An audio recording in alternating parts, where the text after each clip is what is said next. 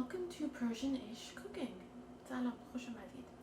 So today we're going to make a pomegranate stew, pomegranate and walnut stew. It's called Khoresh-e-Fesenjoon and it is the best fall stew ever.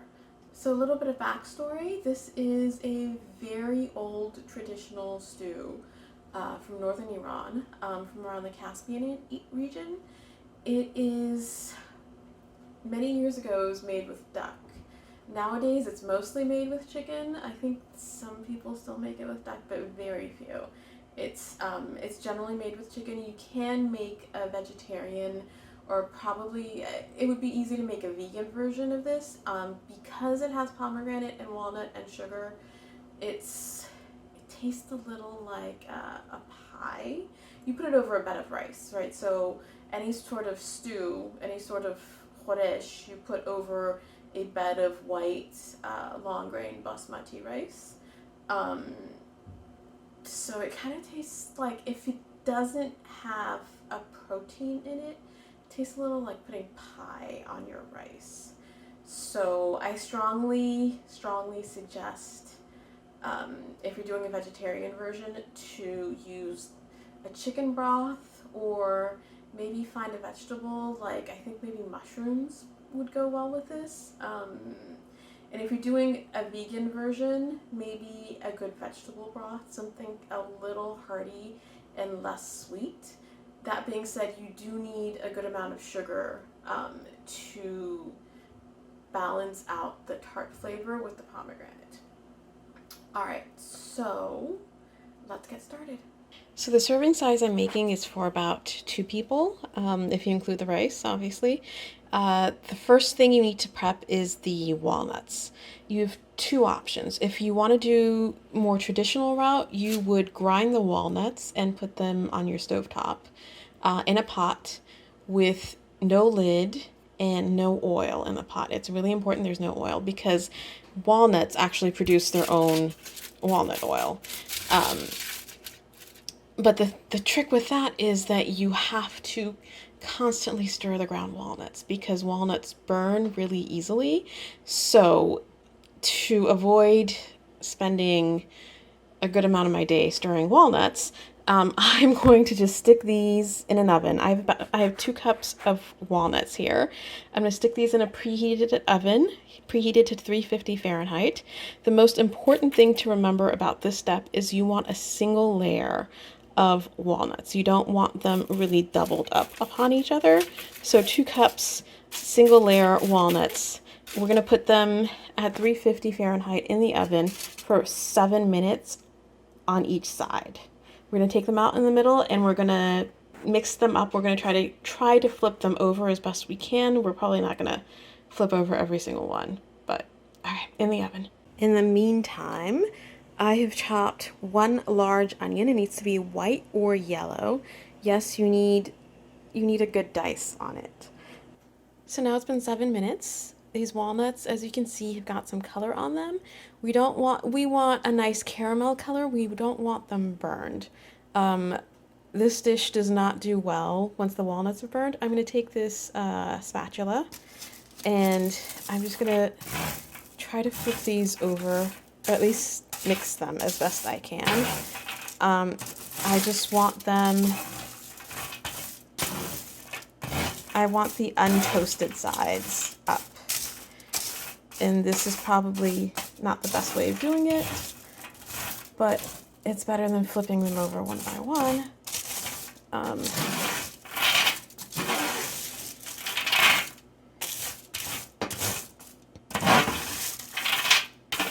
Again, the most important thing is that you have 1 single layer all throughout, and they're going to go back in for 7 minutes again at 350 Fahrenheit.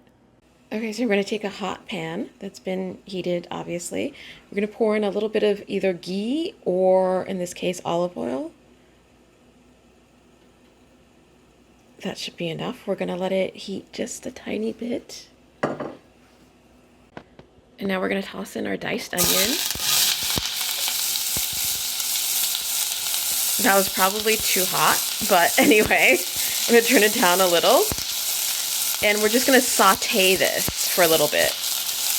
while that's going, you're going to trim the fat off of about 2 chicken breasts. For 2 cups of walnuts, I would do 2 chicken breasts, maybe a little less. And then cut the chicken breasts into thirds or fourths, depending on how large you want them. You don't need to pound them or anything. You don't need to tenderize them. Just a simple cut. Try to make them somewhat similar sizes. And now that our onions are pretty much browned, we're going to pour in the chicken breasts. And we need to season them. So with any meat in Persian cooking, so long as it's Persian cooking, because we have some foods that are taken in from other cultures, but Persian, Indian, Afghan, like Pakistani cooking, you're gonna need with your meats, you're gonna need onions and turmeric and salt and pepper. The onions and turmeric together absorb the flavor or the smell of flesh. So this gives you an idea of about how much salt and pepper and turmeric. And then we're just going to make sure the seasoning goes everywhere. So we've already kind of browned one side, but we really want the seasoning to go everywhere. And we do want to flip anything over that is already browned. So this step is literally just browning the chicken. They're still going to be raw inside.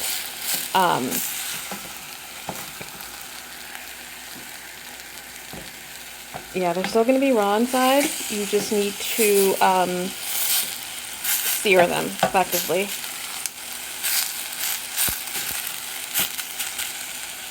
So now if you're like me and you stuck your walnuts in the oven and they were not ground, while they're still relatively warm, what you want to do is put them in a food processor and grind them.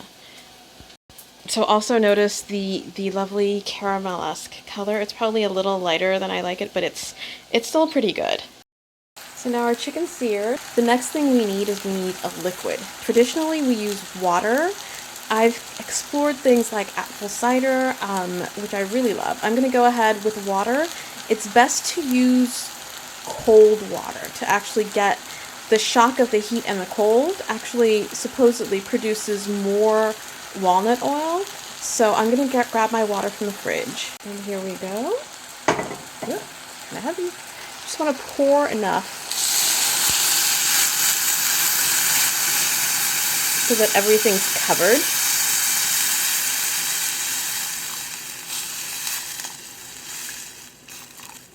And like I said, any liquid would really... So water is what we're using because it's a traditional method. I've used apple cider several times and it actually comes out really well.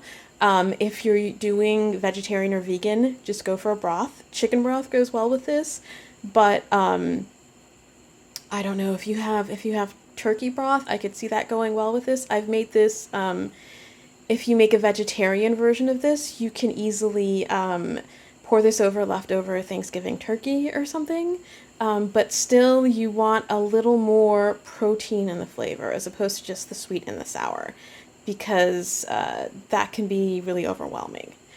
So we have, we can't just let this sit. I'm going to cheat a little bit. I'm going to add a cinnamon stick. I'm dropping in 2 cinnamon sticks actually. And I'm dropping them in early because it takes them a little while to unravel for that flavor to actually go into the khoresh, the stew.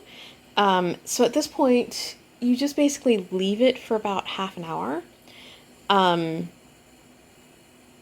But there are issues with this. So first of all, ground walnuts sink to the bottom and they burn really easily. So if you want to turn this... You want this on medium to medium low, actually, at this point, just to make sure the walnuts are cooking properly and the oil's coming out. So you put it on medium to medium low, usually with the lid on, but if you do that, the walnuts sink to the bottom and they burn really easily. So if you go that way, you have to actually stir this every 10 minutes or so. I'm going to cheat. I'm going to use a wooden spoon. So a new way of doing this is I'm just going to scrape the bottom just to make sure there are no nuts at the bottom. So we're going to keep it on medium-low, somewhere between medium and medium-low. And we're going to make sure the wooden spoon, and it has to be a wooden spoon, the wooden spoon reaches the bottom of the pot. And then we are going to put the lid on slightly, so it's slightly ajar. So if you have a wooden spoon, I highly, highly recommend this. It's going to save you a lot of stirring time. So we're going to let this be for about half an hour. If you find, you might want to check the temp a little bit just to make sure it's cooking and it's not overheating. You want a slight simmer going eventually. You want like a few bubbles. But nothing really violent. You want some slight bubbles so that it's cooking, but it's not going to burn, because we are going to cook this for about an hour overall. We have ground nutmeg, allspice, and some cardamom pods. If you do like star anise, I've heard of some people using star anise. It's personal preference. I don't think it's a Middle Eastern spice. I think it's a little more East Asian, but if that's your preference, I suppose, you can slightly alter the flavor profile. I don't know if you've seen cardamom pods before. I don't know if I can actually film this, but these are basically the outer shells. So in here, there are like 4 or 5 seeds. So I'm not going to be able to film it because I'm holding the camera in one hand. But basically, you crush this like you would like a garlic clove or something before you're about to chop it. So you just kind of like apply pressure, and it splits, and the seeds come out. And then you need to grind the actual seeds.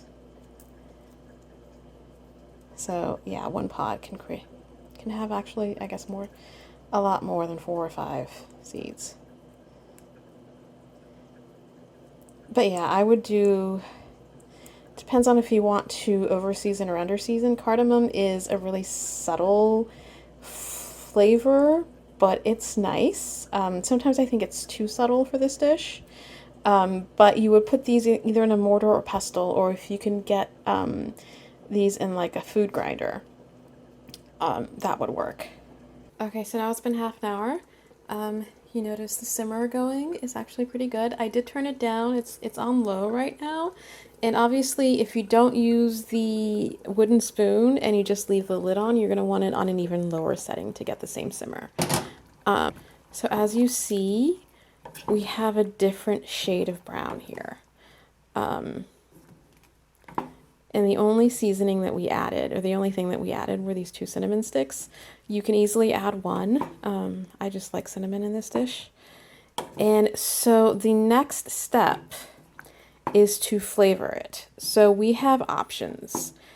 I'm going to use pomegranate molasses just because it's easier for me. You can use freshly squeezed pomegranate. I do actually have a pomegranate press, but it's in storage, so I won't be able to demo that.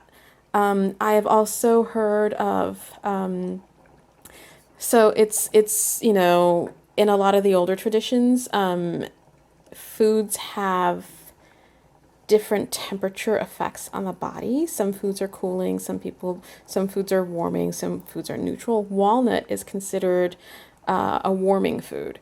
And so some people, in addition to pomegranate or pomegranate molasses, will add mulberry molasses, or just like a mulberry puree that's been simmered down to kind of a molasses texture. They say that it, I guess, prevents excess heat from the walnuts. So if you're into that, that'll work. If you want, you can add like plums to the puree, to your molasses if you want, like a plum puree. You can add prunes to this dish if you want.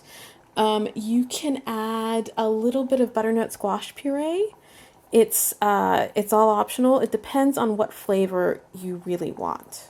So again, I'm adding pomegranate molasses. I bought this from the store. You can do homemade. I left mine, if you leave it in the fridge, it gets really thick. So I actually left mine on the stove for a little. I took it out of the fridge early and left it on the stove, so it's a little more liquidy. You need, for this recipe, 5 tablespoons, so which is just under 1/3 of a cup. So I'm just going to pour it out here, and then it always sticks because it's so thick. And some days I just thin it out a little. We're gonna stir that, and then we're gonna let it sit for a minute or two, and then we're gonna taste it. Okay, so I've already stirred this. I'm gonna give it a quick taste. And yes, just as suspected, this is very sour. So I'm gonna pour in my sweetener. This already has a good amount of liquid. It doesn't really need more, but just for demonstration purposes, I am going to put in some Martinelli's apple cider. Just a little, and I made sure it's cold so that we can get a little more of the walnut oil. But I figure it's a liquid, it's sugary, it's harvested in the fall. It's kind of perfect for this dish. And now, just as another demonstration, I'm going to add in a little bit of honey.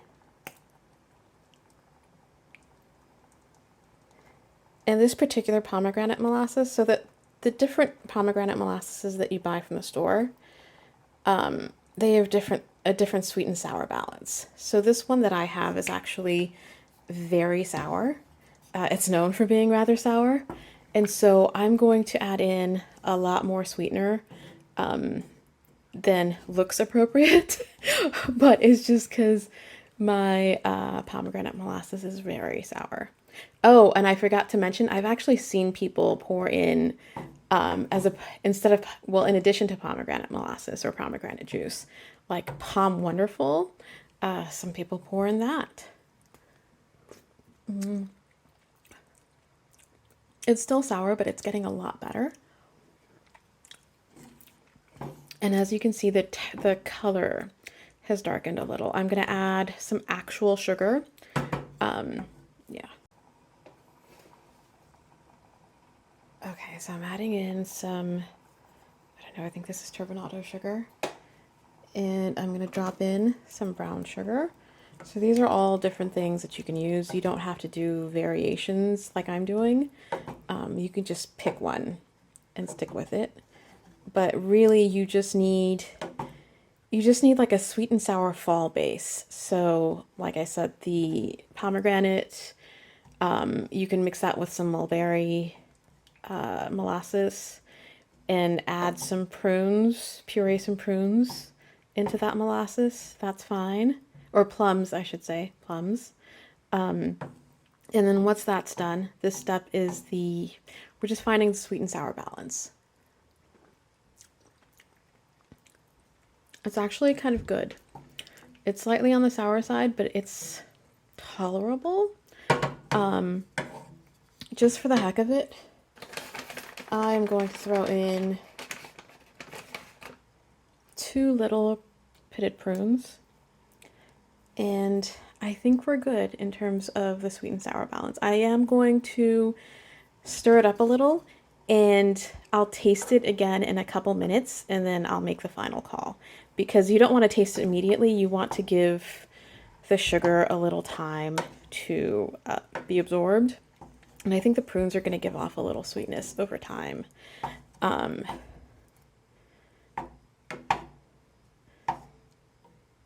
Yeah, so let me see how it tastes. It's good. And if you find you've added too much sugar, you can always add just a little bit more pomegranate to just find the balance that's best for you, and find the sweetener, like find the actual fall taste profile that you like, and then find the sweetener that you like, and then the correct balance. Okay, so for the seasoning, we already have 2 cinnamon sticks in there, which is significant. One would have been sufficient, but I'm gonna add a little bit of allspice, not a horrible amount, and I really like nutmeg with this. I think more than the allspice. And now I pureed the cardamom pods. So, and yes, there's a little bit of walnut in here. It's actually hard to keep track of everything.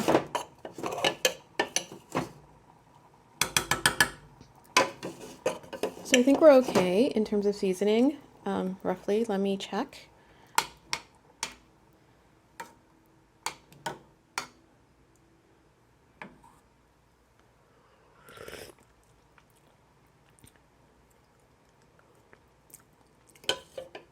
It tastes good. I think I need a little more nutmeg in here. I really like nutmeg with this.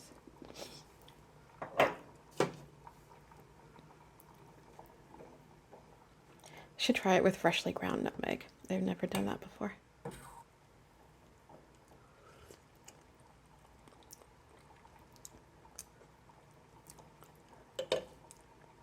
I was tempted once to try this with like, they have those spice cider packets.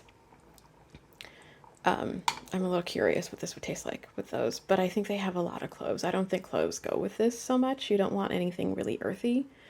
Like I wouldn't try a chai masala in this.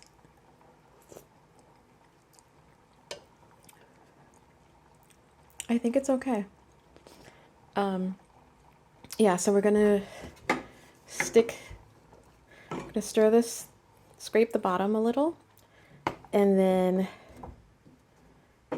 leave the wooden spoon in, put the lid on, and give it another half hour. So we've got a good rich color now, and the consistency is much thicker, like a stew. I mean, it's really hot right now, so once it cools down, it'll be a bit thicker.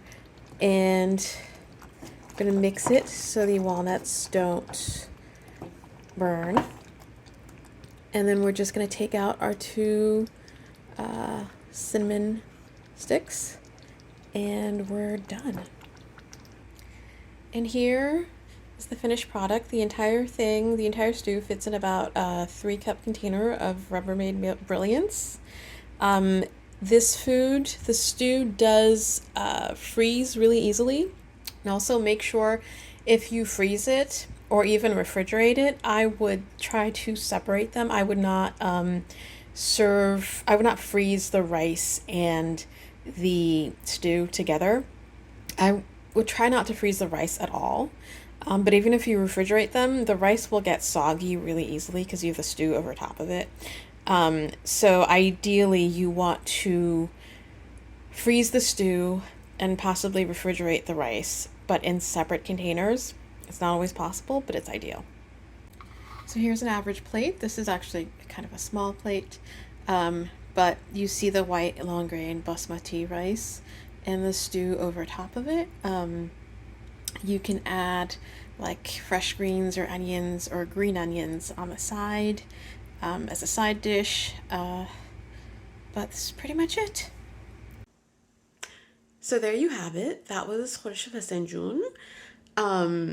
Important things to remember.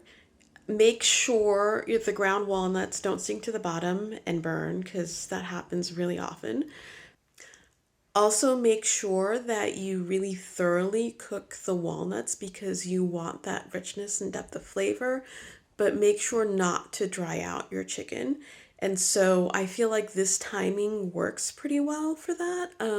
I've seen recipes that say cook for 90 minutes, but I feel like the chicken dries out at that point, even though it's in the stew and picking up juices and flavors. Another important point is that so this recipe works in a pot, which is fine, but if you want to use a crock pot or a slow cooker, or as we say in Farsi, a slow cooker, you can do that. I still wind up stirring, I'm not sure if the wooden spoon trick works in a slow cooker, but if you do like 6 hours, I would stir every 45 minutes to an hour. If you do 8 hours, you can spread it out a little, like maybe an hour and 10 minutes or so. Um, I've seen recipes with a pressure cooker. I've not tried the pressure cooker recipe before, but you can research. You can kind of figure out what works for you and your schedule and what flavor you want to develop. So remember, it's basically some form of pomegranate and ground walnuts, and kind of poultry, although you can make vegetarian and vegan versions. And then basically you get to be creative and individualize the flavor and the seasoning, the ingredients and the spices, right? So you can put in some mulberries, put in some plums, prunes, butternut squash, apple cider, basically anything that's fall. You can actually just drop in here and have it like highlight different aspects of fall. And the same is true with the spices. Just put in whatever works for you, like whatever your individual taste is, and enjoy. Nushijun.